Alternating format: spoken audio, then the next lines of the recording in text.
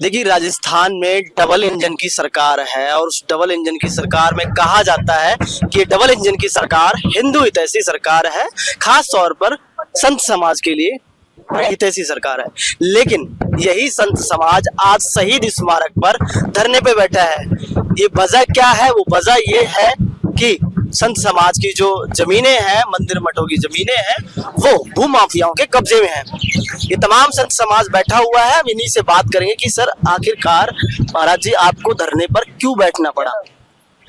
धरने पर इसलिए बैठना पड़ा कि ये जो जिस विषय पे हम बैठे हैं ये मंदिर है, मंदिर की संपत्तियों का विषय, इनके संरक्षण सुरक्षा की बात है। और ये ऐसा नहीं है कि आज़ादी के बाद ये संपत्तियां उत्पन्न हुई हैं, कि आज़ादी के बाद मंदिर बन गए, कि पुजारी आ गए। ये तो अनादिकाल से चले आ रहे हैं, राजाओं के समय से चले आ रहे हैं। ये समस्याएं पहले तो नहीं थी। राजाओं के समय संरक्षण भी था, भूमियों को भी था, पुजारियों को भी था। कोई गलत काम होता था, सजाएं भी होती थी, इतना ध्यान रखा जाता था। आजादी के बाद ही क्यों एकदम से ये हो गया है कि साहब मंदिरों की भूमियां जो भूमाफियाओं के पास चली जाएं, और पुजारी तो ये कर रहा है और पुजारी तो वो कर रहा है, इसकी भूमि छीन लो, इसको सजा दे दो। ये सब चीजें क्यों सेट की जा रही है? अगर कोई गलत करता है उसके कानून बने हुए, सजाएं दीजिए ना आप। ये इसकी भूमि लेके उसको दे दें, ये कौन सा प्रावधान हो गया? अगर मैं पुजारी हूँ मंदिर का और मान लो मैंने चोरी की है या मैंने डकैती मारी है, मैंने खून किया है, तो उसकी सजा प्रावधान लिखा हुआ, ये थोड़ा ना मेरे को मंदिर छीन लोगे मेरा आप। ये तो कानून में ही नहीं है। तो इस तरह के काम जो आप करे जा रहे हो ये गलत है। जो सजा है जिस चीज की वो करिए। तो अब लंबे समय से ऐसा हो रहा है कि पूरे राजस्थान, मेरे को लगता है पूरे भारत की स्थिति ये हो सकती है, लेकिन यहाँ राजस्थान के पुजारी बहुत गहरे असंतोष में हैं।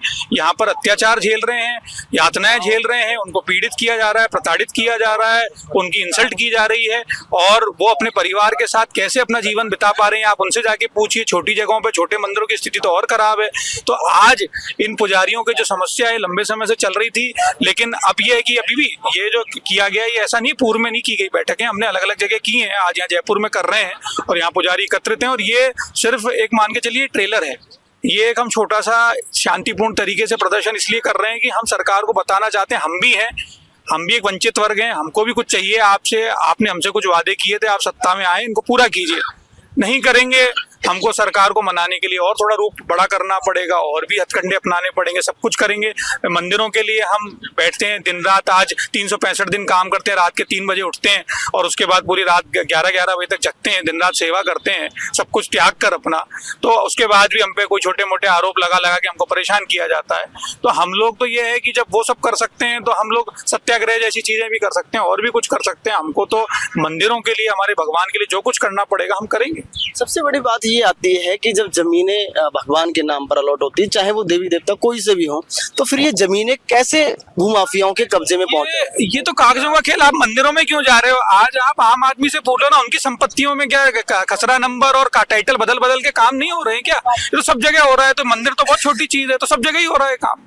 ये काम ऐसा नहीं है सिर्फ मंदिर के लिए हो रहा है। तो जमीनों की धांधली तो हर जगह हो रही है। जो माफिया बैठे हैं आज, जो प्रॉपर्टी के डीलर बैठे, बड़ी बड़ी कॉलोनी और कॉलोनाइजर जो बैठे हैं, सबकी संपत्तियां ले लेके कॉलोनी काट ही रहे हैं ना। कितनी आप अखबारों में नहीं पढ़ते क्या? रोज फर्जी दस्तावेज खूब बनते हैं। पैसा फेंक, तमाशा देख, बस वो साठ गांठ का ही तो विषय है सारा। और जो असली मालिक है संपत्ति का, वो कभी इधर भाग रहा है, कभी जेडीए भाग रहा है, कोई नगर निगम भाग रहा है, कोई कलेक्ट्रेट भाग रहा है, कोई तहसीलदार के भाग रहा है, कोई पुलिस के भाग रहा है, कोई कोर्ट भाग रहा है। ये करता रहता है, पूरा जीवन इसमें निकल जाता है। बस मंदिर की सेवा करते रहो, लड़ाई लड़ते रहो, ये जीवन निकल जाता है इसमें। तमाम मंदिर है राजस्थान में, सर ऐसे कितने मंदिर होंगे जिन पर भूमाफियाओं का कब्जा है?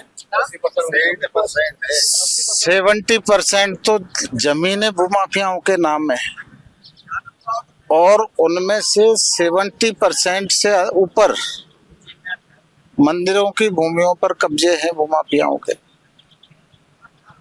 तो स्थिति ये है कि अभी 30% भी नहीं है, 25% में, और जो है बची कुछ उसको भी छीनने पे लगे हुए हैं।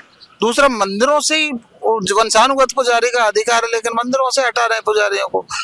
बाहुल्य के कारण और मारपीट करके इधर उधर से पुजारियों को परेशान किया जाता है अनेक प्रकार से। बहुत सारे तरीके हैं परेशान करने के, जिनका बयान भी नहीं किया जा सकता नॉर्मली। जो है उसको बनाए रखने के लिए ज्यादातर पुजारी समाज, संत समाज ने लगभग लंबे समय से बनाए रखा है, हिंदू रीति रिवाजों को बनाए रखा है। उसको लेकर के क्या कहें? ये जो मठ मंदिर हैं, जो ये सारे पुजारी बैठे, ये सबसे पुराने प्राचीन मंदिर हैं। इन मंदिरों से, इनको गुरुद्वारा माना जाता है इन मंदिरों को, और गुरुकुल चला करते थे, इनमें अखाड़े चला करते थे। यहाँ राजाओं तक को शिक्षा दी जाती थी और सैनिक तैयार किए जाते थे, वो सुरक्षा करते थे। मुगलों के समय पे तो नरसिंह जी के मंदिरों की स्थापना की गई थी, वो जंगलों में की गई थी।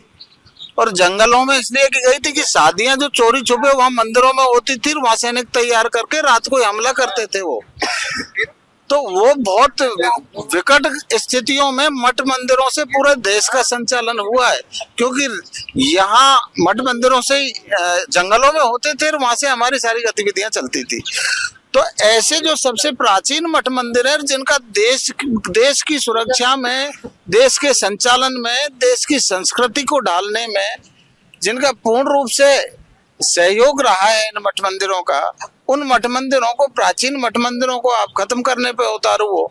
और ये सबको पता है, और ये इतिहास, ये जानना, इन्होंने इतिहास ये पढ़ते हैं नहीं, पढ़ते तो हैं लेकिन या तो अराजकता समझो, अधिकारियों की अराजकता और गवर्नमेंट का लालच, वोट लालच। वो कोई सी भी गवर्नमेंट हो, वो तो वही करती है कि यहाँ जिसका वोट ज्यादा है, लेकिन ऐसी बात नहीं है। हम भी, एक चाणक्य ने, आपको पता ही है, सिंहासन हिला दिया था और राजा को पलट दिया था। तो वो शक्ति हम भी रखते हैं। हम मर्जी आए वो उस राजा को हम पलट भी सकते हैं और उसको बना भी सकते हैं। हालांकि इनके भूल हो कि ठीक है, ये चीजें हैं, हम लोग देख रहे हैं। अभी हमारे संगठन बढ़ रहे हैं और बढ़ते रहेंगे। और आज एक संगठन ही, हम चार हैं। मूल सनातनी कौमों को ले लेंगे हम साथ में, करनी से ना है, और सारी कई चीजें हैं, मिलके हम खुद कर देंगे। ये सोचते हैं कि यहाँ इनको इनकी मनमर्जी कर लेने देंगे, तो ये भी नहीं चलेगा। क्योंकि ये सोचते हैं कि जब हम एक तरफा सरकार उनके भूमाफियाओं के, लैंड माफियाओं से ही बना लेंगे, तो वो इम्पॉसिबल है। वर्तमान में डबल इंजन की सरकार और ब्राह्मणवादी सरकार है, मुख्यमंत्री भी ब्राह्मण है, तो क्या सहयोग नहीं कर रहे हैं संत समाज को, या तमाम इस समस्याएं देखने को मिल रही हैं? फिर ये डबल इंजन की सरकार, हिंदू हितैषी सरकार का जो लोग टाइटल दे रहे हैं, जनता टाइटल दे रही है, तो क्या ये खाली ढोल है? तो देखिए, अंदर खाने में क्या चल रहा है वो तो हम इसलिए नहीं बता सकते कि वो व्यवस्था उनकी है। जैसे आज मंदिर में हम जो व्यवस्था देखते हैं वो ज्यादा अच्छे से हम बता पाते हैं। सरकार कैसे सरकारें चलाती हैं वो तो वो बताएं, लेकिन मुझे ऐसा लगता है कि अगर सरकार को ये सोचना है कि हमको आगे भी सत्ता में रहना है और जनता का विश्वास कायम रखना है, तो उन वादों पे जो उन्होंने किए थे चुनाव के पहले, उन पर खरा उतरना पड़ेगा। और मैं आपको एक बात बोल दूं, मंदिर या मठ सिर्फ हमारा विषय नहीं है, ये पूरे सनातन का विषय है। इसमें सारी जातियां भी आ जाती हैं, सारे भारत के लोग भी आ जाते हैं, क्योंकि आज अमेरिका में भी जो हिंदुस्तानी बचे हैं वो भी मंदिरों में दर्शन करने जाते हैं।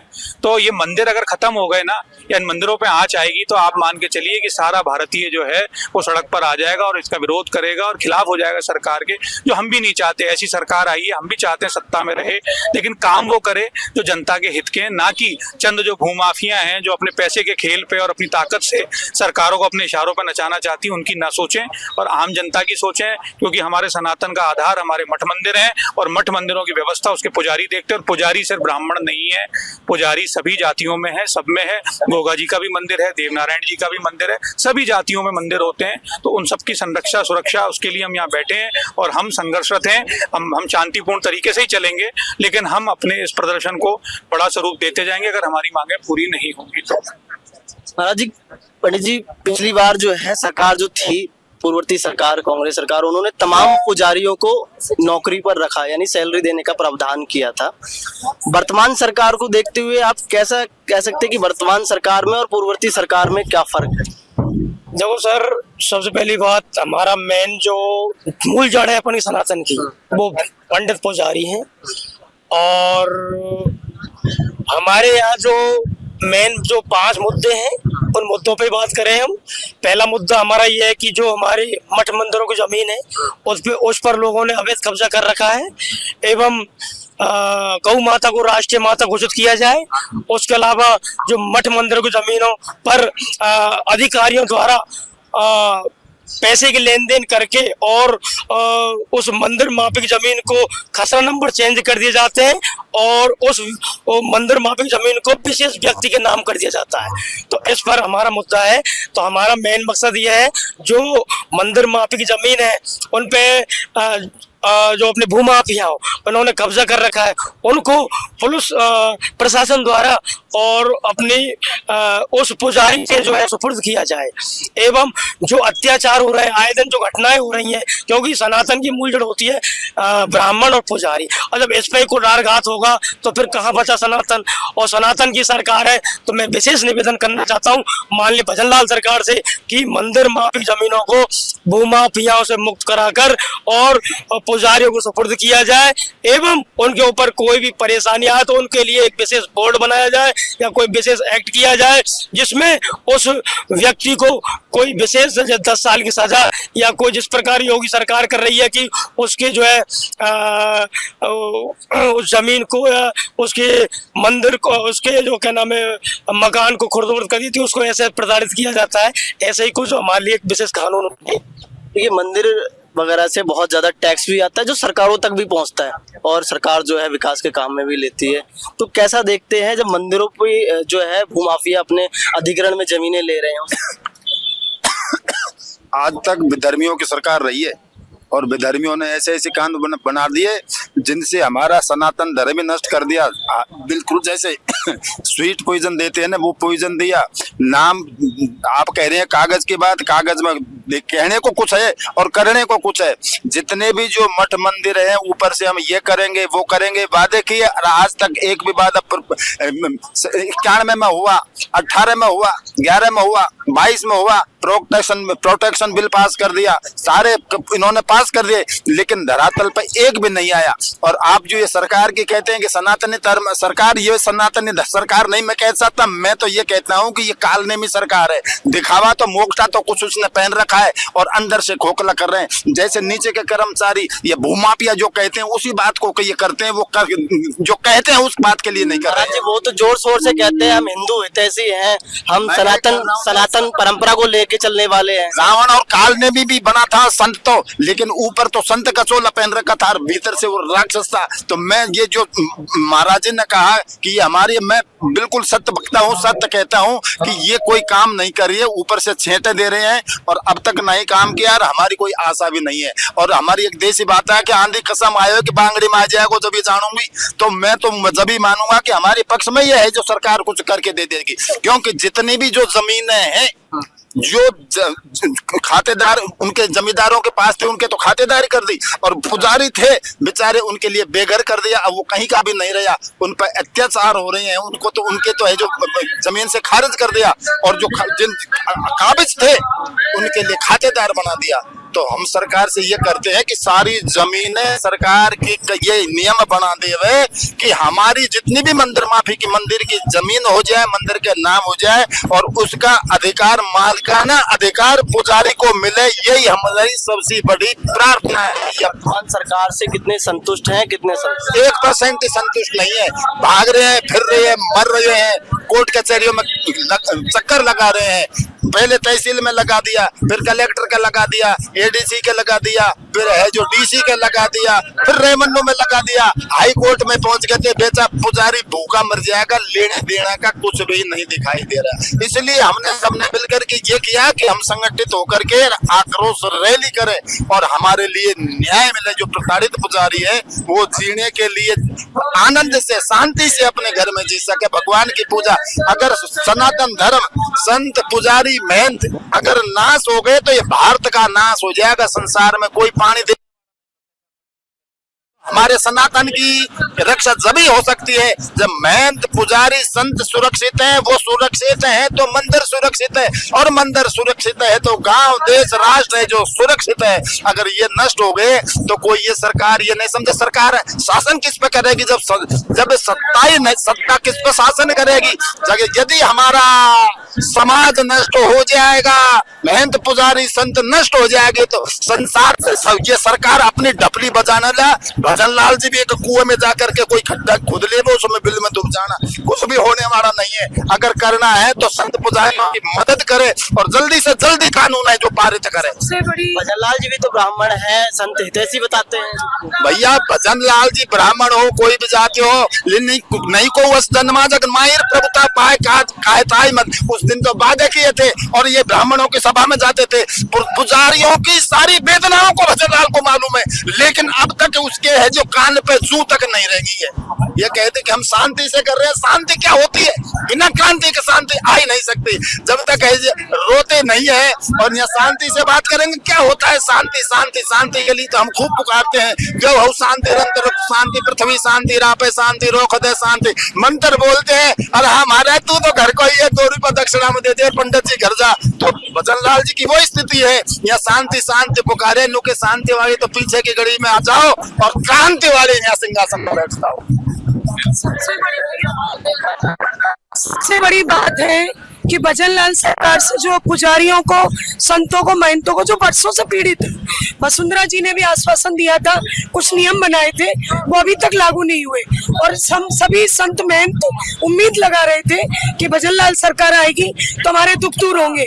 लेकिन हकीकत ये है कि नीचे से लेके ऊपर तक सभी भ्रष्ट हैं, चाहे वो देवस्थान ट्रस्ट विभाग हो, मंदिरों के कलेक्टर हो, भूमाफियाओं के अधिकारी हो, सभी की मिली भगत से मंदिरों से लगी हुई जमीनें वो मीणाओं के, गुजरों के, अन्य जातियों के नाम ट्रांसफर हो जाती है और पुजारी संत महंत परेशान होते रहते हैं। आज जो हमारे धर्म की रक्षा कर रहे हैं, सनातन धर्म को लेकर खड़े हैं, उनकी रक्षा के लिए कौन है? आज किसी भी पुजारी को कभी भी कोई भी मार देता है। मारपीट में कई बार इतनी दुखद घटनाएं हुई कि पुजारियों को जिंदा जला दिया गया। उसके बाद भी सरकार सो रही है, सरकार के कानों में जू तक नहीं रहेंगी कि पुजारियों को जिंदा जला दिया। क्यों? क्योंकि वो एक मंदिर की रक्षा कर रहे थे। क्या सरकार इतने बड़े ढोल पीट रही है कि हम हिंदू हितैषी है, हम सनातन समर्थक है?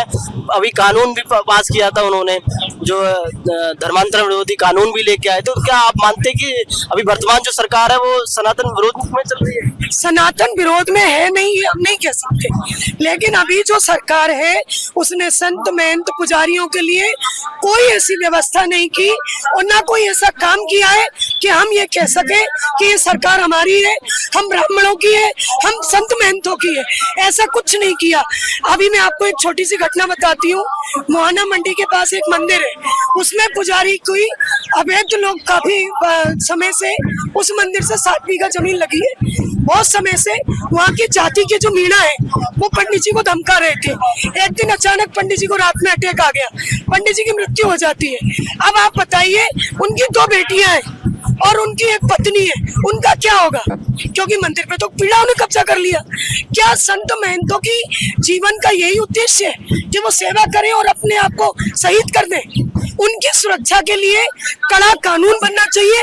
कानून ऐसा हो जिससे आम आदमी डरे कि अगर हमने संत महंतों को हाथ लगाया, पुजारियों को दंड दिया, तो हमारे खिलाफ ऐसा कानून होगा कि शायद हमें मृत्यु दंड मिल जाए। इस तरह का एक कानून बनना चाहिए कि लोग पुजारियों को मारपीट करने से पहले 10 बार सोचे।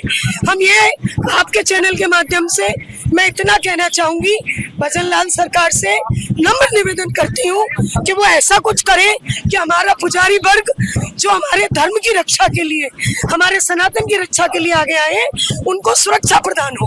धन्यवाद। देखिए, तमाम ये संत समाज, पुजारी समाज, ब्राह्मण समाज आज धरने पर है और मांग कर रहा है कि जो भूमाफियाओं ने इनकी जमीन, मंदिरों की, मठ मंदिरों की जो जमीन है वो कब्जे में करी है, उसको सरकार कहीं ना कहीं जो है सख्त कानून लेके आए, मंदिरों की जमीन पर कब्जा होने से बचाए। ये तमाम आज संत समाज बैठा हुआ है। लेकिन राजस्थान में भी डबल इंजन की सरकार और केंद्र में भी जो है हिंदू हितैषी वर्तमान सरकार है। अब देखते हैं कि क्या होता है इस डबल इंजन की सरकार में, कि संत समाज को न्याय मिलेगा या नहीं मिलेगा, ये तो देखने वाली बात होगी। बने रहिए मेरे सहयोगी राजेंद्र के साथ, मैं आरव सिंह, पॉलिटिकल पंचायत।